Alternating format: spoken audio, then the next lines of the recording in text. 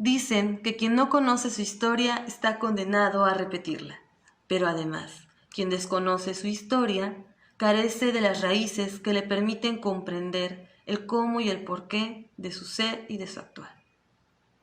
Buen día, mi nombre es Gabriela Lisset Campos Lozano, soy licenciada en Educación Especial y hoy quiero compartirles una breve historia acerca de los hijos de Huehueteotl. Mesoamérica, cuna de grandes culturas, que a pesar de ser expresadas de manera distinta, compartían una cosmogonía acerca de su entorno, en una conexión muy especial, también reflejada en una espiritualidad que a pesar de que los mitos y los dioses tenían nombres y narraciones distintas, se referían a una naturaleza común. Hoy en día, no hay mexicano que no lleve en su sangre, en menor o mayor medida, a este pueblo mesoamericano, un pueblo agricultor, lleno de riqueza espiritual, avanzado en política, arquitectura, astronomía. Si bien es cierto que el mestizaje es parte de la realidad de la mayoría de los mexicanos, ya sea por un pueblo totonaca, olmeca, maya, mexica, hoy vamos a hablar de este último, de una parte de la vida cotidiana que tenían los mexicas y que podría darnos una luz acerca de hacia dónde vamos en un aspecto muy específico hoy en día.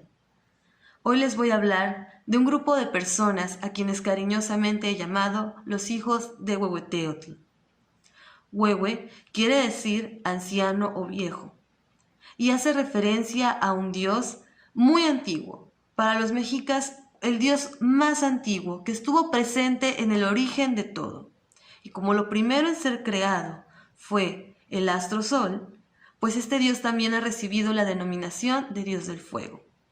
Y hará parte de dios del fuego una deidad dual. ¿Qué quiere decir? Que tanto era representado como hombre y mujer, el mismo dios, porque representaba al hombre y la mujer que dan origen a todos. Además, la importancia de que sea el dios del fuego lo sitúa como un dios de regeneración, como un elemento que está presente para la transición. Para ellos el fuego era signo de cambio. Por poner un ejemplo, tenemos estos momentos de la quema de cultivos para que llegara la nueva siembra, y ahí el fuego era indispensable. Por eso le tenían mucho respeto y pues lo consideraban algo divino. Para ellos el fuego estaba en el eje central de la tierra y por ello podía conectar al cielo con la tierra y también con el inframundo.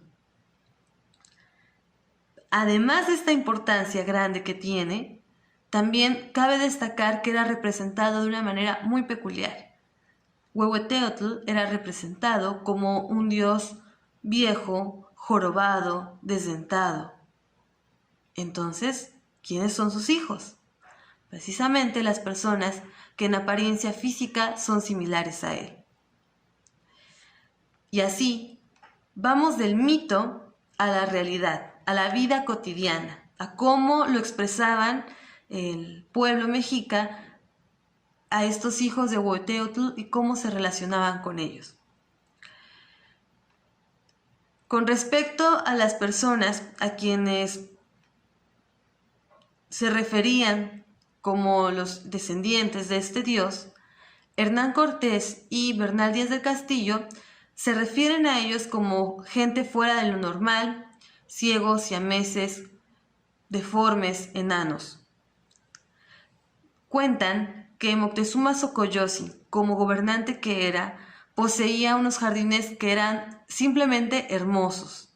Uno de ellos, muy famoso, es el de Culhuacán, cerca de Tenochtitlan, en donde se designó ese lugar especial para el acogimiento de inválidos e impedidos, los cuales también podían ser hombres viejos o personas que habían estado en la guerra. Y allí eran servidos, eran respetados. Describe el cronista español Fray Juan de Torquemada que se pensaba que ellos eran emisarios de los cielos y se les respetaba como tal, pues eran considerados hijos del sol y también se les asociaba con los dioses del placer y de los excesos físicos. Otro ejemplo del trato que se les daban a estas personas es el que expresa Fray Juan de Torquemada a través de los designios de Nezahualpilli, hijo de Nezahualcóyotl, quien decía: mandó que todos los niños huérfanos y viejos, imposibilitados y los impedidos, por enfermedades largas y contagiosas, acudiesen a su palacio a recibir socorro, y así se le daba cada día. Los que en guerras habían quedado cojos, mancos o ciegos, o con algún defecto particular que los tuviese impedidos para no poder seguir en la milicia, eran sustentados. Así podemos darnos cuenta que las personas con características físicas muy especiales, que a ellos los españoles se referían como impedidos, como deformes, quienes tenían alguna joroba, algún defecto físico, eran tratados con respeto, eran colocados al nivel de hijos de una deidad y como tal se les adjudicaba la capacidad de poder conectar con esta deidad que era Nezahualcóyotl. Pero ¿qué sucede? Llegan los españoles y, como ya se habrán dado cuenta, tienen una manera distinta de ver a estas personas. Lo podemos notar simplemente desde cómo se refieren a ellos en las crónicas. Entonces, ¿qué es lo que sucede? La conquista no solo fue acerca de la tierra y de los recursos, como ya muchos nos hemos dado cuenta, ¿sí? No solamente fue religión. También se trata de estas prácticas en las que muchas veces poco reflexionamos o pocas veces tenemos el espacio para hablar al respecto. Pues en específico lo que se refiere a estas personas, pues los españoles predominaban unas ideas de miedo o de lástima y precisamente estas ideas se han colado entre nosotros y ahora pareciera que siguen estando muy fuertes en cuanto a cómo concebimos a las personas con alguna discapacidad. Entonces, ¿quiénes son y dónde están ahora los hijos de Huehueteotl? ¿Acaso han desaparecido? Para nada. Nunca han dejado de estar entre nosotros y en cualquier parte del mundo. Seguramente has visto o conoces, incluso podría ser que esté hablando de tu historia o de la historia de algún familiar o ser querido cercano. Pues la presencia de personas con discapacidad es algo natural que se sigue dando como en aquel entonces. La pregunta aquí sería, ¿nosotros somos capaces de verlo con naturalidad? En México, para el 2019, había 7.7 millones de personas con discapacidad registradas de acuerdo al INEGI, de las cuales 1.2 millones eran menores de edad. Hay que aclarar que estas cifras pueden no ser exactas, porque hay diferentes motivos. Leía en un artículo donde una persona explicaba que en México carecemos de instrumentos suficientes para diagnosticar algunas discapacidades y a eso le sumamos la dificultad que pueden tener estas personas para acceder a un servicio de salud, que los mismos tampoco cuentan con los instrumentos. Entonces es posible que estemos hablando de una cantidad no exacta de las personas que hay con discapacidad actualmente en nuestro país. Y aún no paramos de contar lo de los números. En el 2018 se señaló que las personas con discapacidad motriz, esto es, que por alguna razón no pueden mover alguna parte de su cuerpo o carecen de alguna extremidad, pues ellos son considerados los más excluidos en el contexto de la escuela, excluidos de la educación, ya que de las personas que tienen entre 3 y 17 años, solo el 36% asiste a nivel escolar que le corresponde según su edad. Y en el sector salud, las personas con discapacidad experimentan mayor vulnerabilidad hacia las enfermedades que se pueden desarrollar, pero que son prevenibles. Y hay 2.140.600 personas con discapacidad que sufren con mayor prevalencia ausencia de lo básico. ¿Y a qué me refiero con lo básico? Pues a la alimentación, ¿sí? Esto lo sitúa todavía por debajo del grupo de personas indígenas que también tienen carencia de las situaciones más básicas que todas las personas por derecho constitucional y humano deberíamos estar recibiendo. Y ahí están las cifras que pues a lo mejor es sencillo pronunciarlas. Sin embargo, cada número que suma representa a un ser humano, a una individualidad. Entonces, ¿qué fue lo que pasó?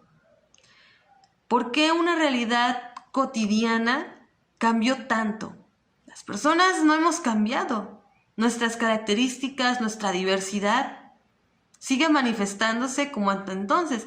Ahora somos más, tenemos tecnología, nos podemos comunicar así, enfrentamos otros problemas que en aquel entonces tal vez no se alcanzaban a ver. Pero ¿qué es lo que ha cambiado realmente? Cambió una forma de relacionarse, una forma de ver las cosas que terminó perjudicando a un grupo de personas. ¿Quién ve ahora por los hijos de Huehueteotl? En su momento, nuestros ancestros, los hijos de la tierra y del maíz, vieron por ellos. Y esa es la herencia y la identidad que nos dejaron. El poder descubrir aquello que es divino, aquello que es sublime, aquello que va más allá de lo que podemos palpar. Lo podemos descubrir en el contacto cotidiano con todo lo que nos rodea, desde la naturaleza hasta las personas que están a mi alrededor. No quiero que se desvíe la intención de esto que les estoy contando. ¿Por qué me remonto a esta historia, no? Pues para hablarles de unas costumbres que forman parte de nuestra identidad, así como el Día de Muertos, la gastronomía, la música, la danza, la literatura. También esto forma parte de nuestra historia y de nuestra identidad. Y algo nos está queriendo decir a través del tiempo. Seguramente hay también otras expresiones de esos rincones de la vida cotidiana que aún tienen mucho que revelarnos para aprender sobre nuestra realidad actual. Las personas con alguna discapacidad, ya sea una discapacidad que visiblemente podemos notar, como es la discapacidad motriz, o una discapacidad por la pérdida de algún sentido, por ejemplo, la discapacidad visual o la discapacidad auditiva, o ya sea una discapacidad en términos de funciones intelectuales, siguen siendo eso, personas. Aunque sí hay algo de extraordinario en ellas.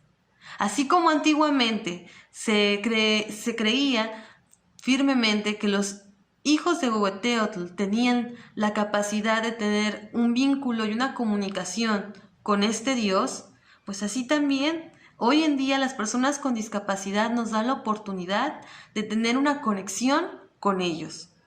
Y eso es lo más valioso, ser vistos, ser visibles y reconocidos por nuestra esencia y no simplemente por la coraza que nos tocó portar.